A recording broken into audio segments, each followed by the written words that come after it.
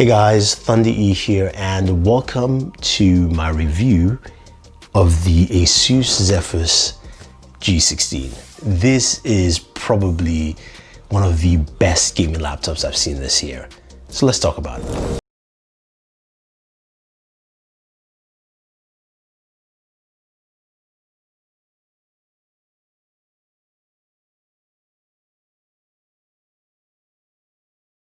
This is probably the best gaming laptop of this year. This is the Asus Zephyrus G16. It is a wonderful laptop and you guys are wonderful. So I want to just first of all, thank you for all the warm wishes and get wells and all that fun stuff. I'm getting better, my foot's getting better. So thank you very much guys. But I want to spend time on this laptop because I've been using it to game while, I've been kind of sitting around.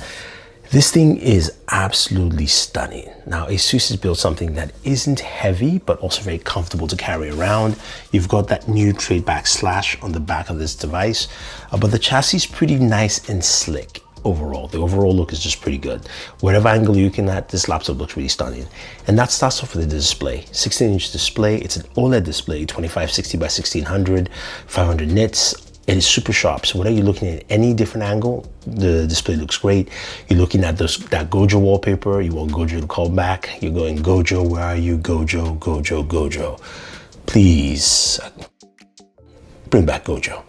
Anyway, it looks stunning. Whether you're gaming, it looks absolutely great with every game you play. The colors are pretty nice on this thing. I love the fact that they went with that. Now, you also have a nice big chassis with a full keyboard. There are no num keys, which some people might be disappointed because it's a 16-inch laptop, but that leaves rooms for some very big top firing speakers. And honestly, when you hear them while we game, these speakers are pretty awesome. And I like that. You've got, of course, your macro keys, a power button. There is no fingerprint sensor, but there is Windows Hello with the cameras, which are pretty good. And then you've got a nice big trackpad. I do like the trackpad.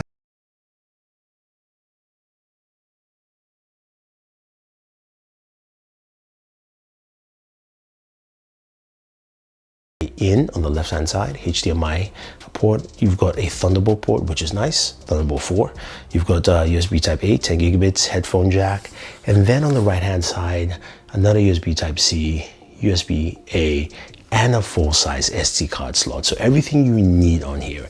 Now you can open this laptop up in terms of seeing the internals, but you do know that the RAM is soldered on, so that's something to take note. But you can get up to 32 gigabytes of RAM. You can get up to 2 terabytes of storage, plus that storage is expandable if you want to. But the main thing is the CPU and GPU combination on here. For the GPU, you can start from RTX 4070 to 4090. I've got a 4090 in here. And this is running the brand new Intel Core Ultra 9 185H. I repeat, the Core Ultra 9 185H. This is the first time I'm using this chipset. This is a 16-core CPU with 6 performance cores, 8 efficiency cores, and 2 low power efficiency cores. So you've got a lot packed into it. Plus it does have the Intel Arc chipset as well, which can be used in different scenarios. This thing is awesome in terms of what it brings to the table. So let's just take a look at the benchmarks here, right?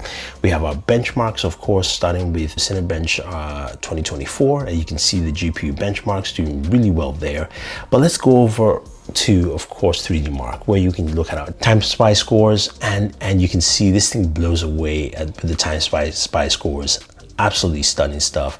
And then you look at each game it goes through, it is pretty solid. Doesn't matter whether it's Battlefield, Apex, GTA 5, Red Dead Redemption, or whatever you're doing at 1080p, it's good.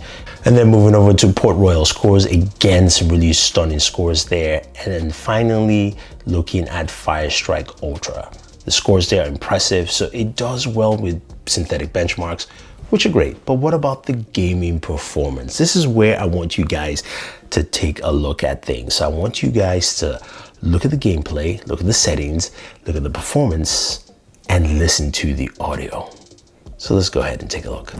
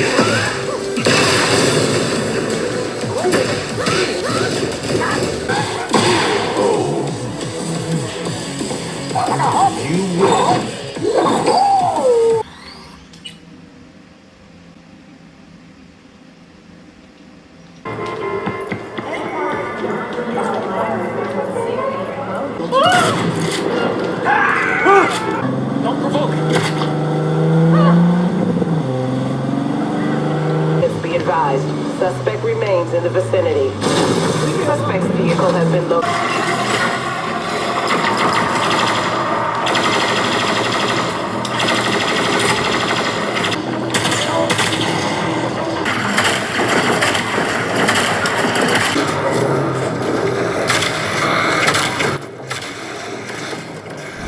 Okay, that was impressive. I mean, some solid performance all around for every single game. I maxed almost every game out. You can see it there all the way through, but you're going, okay, Thunder E, what about Hell Driver 2? I did see it in your game list somewhere there. Yes. I did try to play the game. I was waiting on the service for like 20 minutes and I got in. So take a look.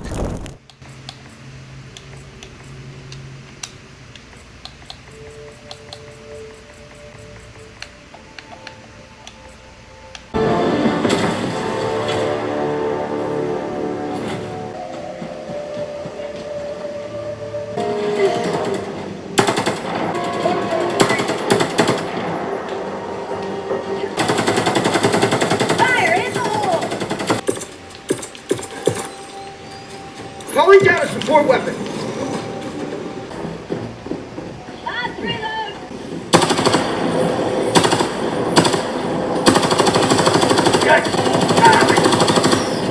Yeah, impressive performance on Hell Driver 2. Awesome to see that. It was great. But one thing I really liked about this laptop was the performance when it wasn't plugged in.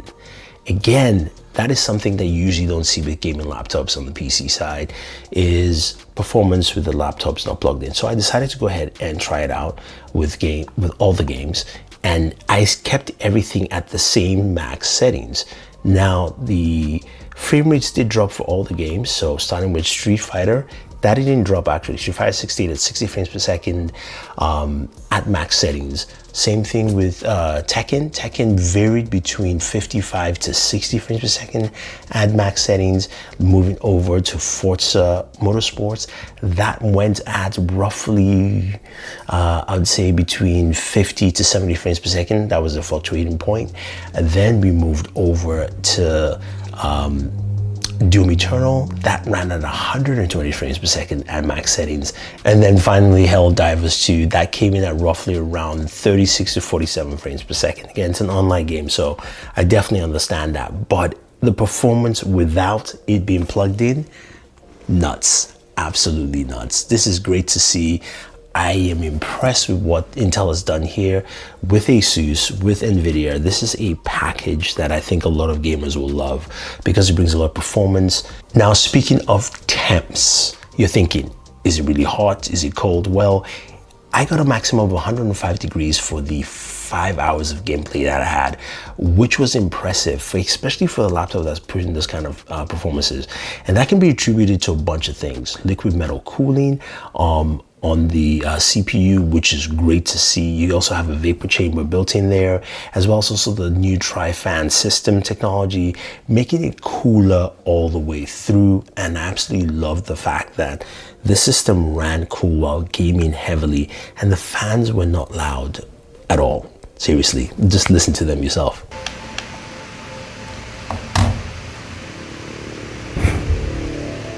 So again, impressive stuff all the way. Do I call this the best gaming laptop? I am tempted to say yes, because right now this really handles a lot of things well. Even the battery life performance while using it on its own, this did come under 10 hours, but it did a solid around like 8 or 9 hours or so. So I did like the performance here. I think this is good. Honestly, as a gamer, I'm liking what I'm seeing. I'm liking new laptops like this. You can see the chassis size. You can see how thick or thin you want to call it, and also the weight is also comparably nice. So I'm impressed, I'm happy, and I think this is something that a lot of gamers will be impressed with. So if you have any questions or any comments about the Asus Zephyrus G16, let me know. Otherwise, don't forget to like, share, subscribe, and always enjoy your entertainment.